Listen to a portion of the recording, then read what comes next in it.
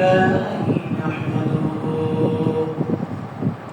ونستعينه ونستغفره ونعوذ بالله من شرور أنفسنا من يهده الله فلا مضل له ومن يضلل فلا هادي له ونشهد أن لا إله إلا الله وحده لا شريك له ونشهد أن سيدنا ومولانا محمدا عبده ورسوله صلى الله تعالى عليه وعلى آله وأصحابه وبارك وسلم تسليما كثيرا كثيرا أما بعد فأعوذ بالله من الشيطان الرجيم بسم الله الرحمن الرحيم يا أيها الذين آمنوا كتب عليكم الصيام كما كتب على الذين من قبلكم لعلكم تتقون وقال رسول الله صلى الله عليه وسلم بني الإسلام على 5 شهادة لا إله إلا الله وأن محمدا رسول الله وإقام الصلاة وإيتاء الزكاة والحج وصوم رمضان أو كما قال عليه الصلاة والسلام ما চার দুনিয়ায় আপন কেহ আর হয় না কখনো হয় না সীমাহীন যাতনায় বুক ভরা বেদনায় মার মতো কেউ পাশে রয় না মা ছাড়া দুনিয়ায় আপন কেহ আর হয় না কখনো হয় না মায়ের মতো এত মহামহিমান্বিত মায়ের মতো এত মহামহিমান্বিত মার মতো কেউ পাশে হয় না মা ছাড়া দুনিয়ায় আপন কেউ হয় না কখনো হয় না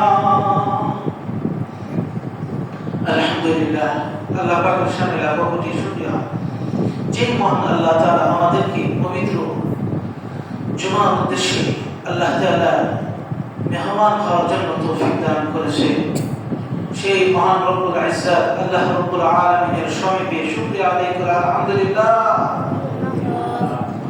আজকের আলোচ্য বিষয় হলো রমজানের ফজিলত এবং তাৎপর্য মাহে রমজান একটি গুরুত্বপূর্ণ মাস রমজান এটি একটি ফারসি শব্দ আরবিতে বলা হয় শিয়া ফারসিতে বলা হয় রমজান রোজা বলা হয় ফারসিতে তা আল্লাহ তাআলা 11টা মাস পরে আমাদের জন্য যেই সুন্দর একটা হাদিয়া তোহফা দিলেন সেই মাসের নাম হলো রমজান মাস আল্লাযী উনজিলা ফীহিল কুরআন, এই মাসে কুরআন নাযিল হয়েছে। সুবহানাল্লাহ। শাহরু নাযিরু, এই মাস হলো বিরাট বড় ফজিলতের মাস। শাহরুন ফিন নাহার ওয়াল লাইল বারকা, এই মাস জুড়ে রয়েছে শান্তি, বরকত। সুবহানাল্লাহ। এজন্য আল্লাহ তাআলা কোরআনুল কারীমে ডাকতে বলেন, ইয়া আইয়ুহাল্লাযীনা আমানু কুতিবা আলাইকুমুস সিয়াম কামা কুতিবা আলাল্লাযীনা মিন ক্বাবলিকুম লাআল্লাকুম তাত্তাকুন। আল্লাহ রাব্বুল আলামিন বলেন, ইয়া আইয়ুহাল্লাযীনা আমানু কুতিবা আলাইকুমুস সিয়াম, ওহে যারা তোমরা ঈমান আনয়ন করেছো, তোমাদের উপরে আমি আল্লাহ তাআলা ফরজ করে দিয়েছি মাহে রমজানের রোজা। সুবহানাল্লাহ। কামা কুতিবা আলাল্লাযীনা মিন ক্বাবলিকুম লাআল্লাকুম তাত্তাকুন, যেভাবে আমি তোমাদের পূর্বে যারা এসেছিল তোমাদের পূর্ববর্তীদের উপর আমি আল্লাহ তাআলা রোজা ফরজ করে দিয়েছি। অতএব ঘাবড়ানোর কোনো বিষয় না, তুমি যাদের ভয় পেয়ে না যাও, আল্লাহ তাআলা সান্ত্বনা দিলে তোমাদের পূর্বে যারা এসেছিল তাদের উপরেও আল্লাহ তাআলা রোজা ফরজ করেছে।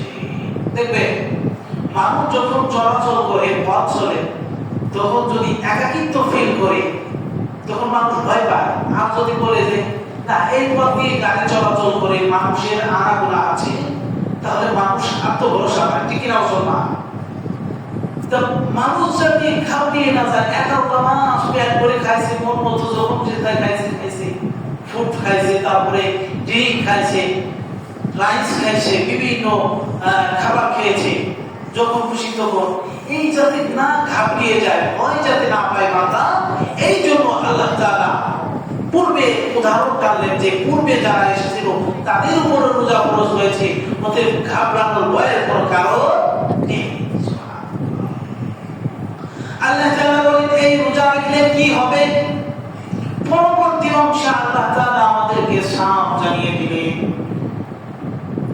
লাআল্লাকুম তাত্তাকুন, এই রোজা রাখার দ্বারা বান্দা সম্ভবত আশা করা যায় তারা মুত্তাকি হয়ে যাবে। সুবহানাল্লাহ, সুবহানাল্লাহ। এই রোজার মাধ্যমে বান্দা মুত্তাকি হয়। মুত্তাকি কাকে বলে? মুত্তাকি হলো যে কোনো গুনাহের কাছ থেকে নিজেকে আত্মসমর্পণ করা, বাঁচিয়ে রাখা, নিজেকে হেফাজত করা, সেভ করা, আল্লাহকে ভয় করা, দিলের ভিতরে আল্লাহর ভয় রাখা, এটার নাম হলো মুত্তাকি। সুবহানাল্লাহ। আমার ভাই, আমার বন্ধুরা, লাআল্লাকুম তাত্তাকুন, এই রোজার মাধ্যমে যতটা খোদা বের হয়, যতটা আল্লাহ তাআলাকে ভয় পায়, অন্য ইবাদতের মাধ্যমে বান্দা পায় না। নামাজ শারীরিক ইবাদত, যাকাত আর্থিক ইবাদত, এর দ্বারা মানুষ লৌকিকতা হতে পারে যে আমি যাকাত দিচ্ছি, অন্যজন দেখবে বিশাল বড় যাকাত দাতা, বিশাল বড় দানবী দান করতেছে, নামাজ পড়তেছে, মানুষ বলবে বিশাল বড় আমলওয়ালা লোক, ফরজগার লোক। ঠিক কিনা মুসলমান? কিন্তু রোজা কি দেখানোর বিষয়? বাড়ির ভিতর বান্দা লোক দিছে, দুনিয়া কেউ দেখে না, কিন্তু কেউ যেটা দেখে না, দেখে কি আল্লাহ। লাআল্লাকুম তাত্তাকুন, কেউ যেটা দেখে না, দেখে কে? আমার ভাইরা, আমার বন্ধুগণ, লাআল্লাকুম তাত্তাকুন আল্লাহ তাআলা বলে দিলেন। এর কারণ হলো, এর তাফসীর হলো, বান্দা যখনই রোজা রাখবে, আস-সাওমু লি ওয়া আনা আজজি বিহি, আল্লাহ তাআলা বলেন এই রোজা হলো একমাত্র আমার জন্য, আর আমি এই নিজাম প্রতিদান নিজে হাতে দিয়ে দিব। সুবহানাল্লাহ। এই বান্দা, এই মুসলমান, আল্লাহর রাসূল সাল্লাল্লাহু আলাইহি ওয়াসাল্লাম মজার একটি হাদিস বর্ণনা করেন। ও দুনিয়ার উম্মতেরা, শুনে রেখো, রোজা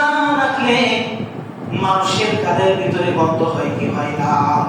আল্লাহ রাসূল সাল্লাল্লাহু আলাইহি ওয়াসাল্লাম বলেন, এই রোজা রাখলে বান্দার মুখে দুর্গন্ধ স্বয়ং আল্লাহ তাআলার নিকটে মিশক আম্বরের থেকে অতি বিরাট। সুবহানাল্লাহ। এই রোজা মাসে খালি সওমের মাস, আমি শুরুতেই বলেছি শাহরুল আযীম, বিশাল বড় মাস, বরকতের মাস। এই মাসে আমলকে রুফে দিতে হবে, ঠিক কিনা মুসলমান? আমল যত খুশি রুফে দেয়, তালাশ করে অন্বেষণ করে। পানি পিপাসা লেগেছে, তখন টিউবওয়েল আমার কাছে আসবে না, আমি টিউবওয়েলের কাছে যাবো। আপনাদের এলাকায় টিউবওয়েল চলে আসে আমার কাছে না, পসিবল। আমার ভাইয়া, আমার বন্ধুগণ, পানির পিপাসা লাগলে যেমন আমরা টিউবওয়েলের কাছে যাই, পানির কাছে যাই, এই মাহে রমজান মাস ইবাদতের মাস। এই ইবাদতের মাসে ইবাদত লুফে দিতে হবে। সুবহানাল্লাহ। আল্লাহ রাসূল সাল্লাল্লাহু আলাইহি ওয়াসাল্লাম আরো ফরমান যে এই মাসের ভিতরে যদি কেউ একটা ফরজ ইবাদত করে, আল্লাহ তাআলা তার আমলনামায় 70টা ফরজের সওয়াব দান করে দেয়। খালি সওয়াব আর সওয়াব। কারণ আল্লাহ রাসূল সাল্লাল্লাহু আলাইহি ওয়াসাল্লামের দরবারে সাহাবারা তো সওয়াব প্রেমী, সওয়াবের অন্বেষণ করত, তালাশ করত। তা সাহাবারা প্রশ্ন করলো, ইয়া রাসূলুল্লাহ, ইয়া হাবিবাল্লাহ, অন্যান্য জামানার উম্মতরা অনেক হায়াত পাইছে, আমরা তো অল্প হায়াত পাবো, আমরা তো আমলের বিষয়ে যাব। এই প্রশ্ন যখন করলো আল্লাহ তাআলা, যখন উম্মতদেরকে, তার বান্দাদেরকে সান্ত্বনা দেওয়ার জন্য সুন্দর সুখবর পায়রাম ছড়িয়ে দিলেন। সুবহানাল্লাহ। যে আমি তোমাদের জন্য এমন একটা মাস তোমাদের জন্য নির্ধারণ করে দিলাম, এই মাসে বান্দা একটা কাজ করবে, 70টা কাজের সওয়াব পেয়ে যাবে। সুবহানাল্লাহ। 1 টাকা দান করলে 70 টাকা সওয়াব। আল্লাহ তাআলা বলে, আর যদি আমি রাজি খুশি হয়ে যাই, বেগাইরি হিসাব, কোনো তুলনা নাই। সুবহানাল্লাহ। খালি দিব আদু, আল্লাহর ভান্ডারে কম আছে নি?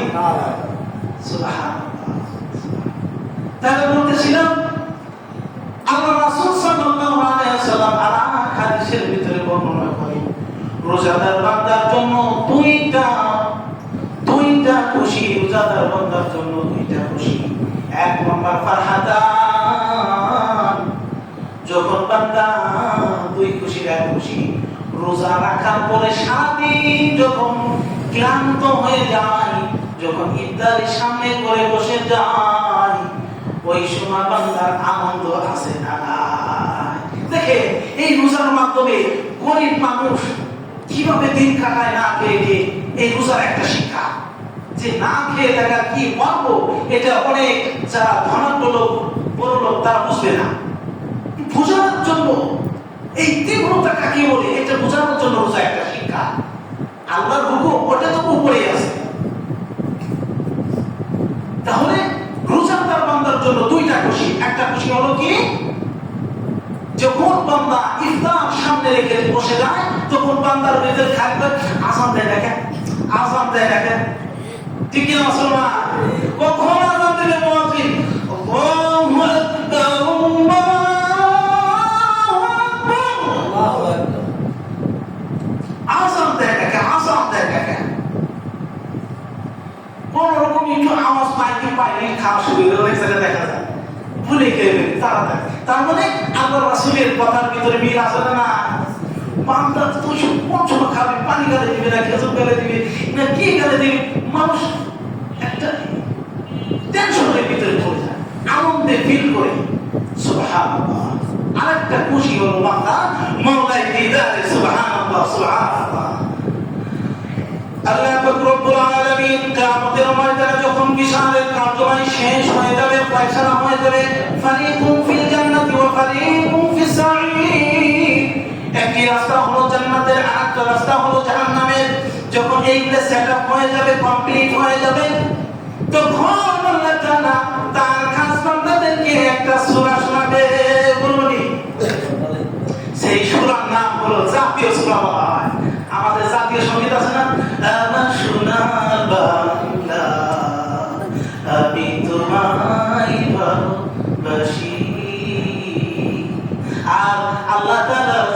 সঙ্গীত বলো সূরা রহমান। সুবহানাল্লাহ। আল্লাহ তাআলা তার মধুময় তার কুদরতি কণ্ঠে আল্লাহ তাআলা সমস্ত মানুষের সামনে মুত্তাকিদের সামনে বর্ণনা করবেন, তেলাওয়াত করবেন। আর রহমান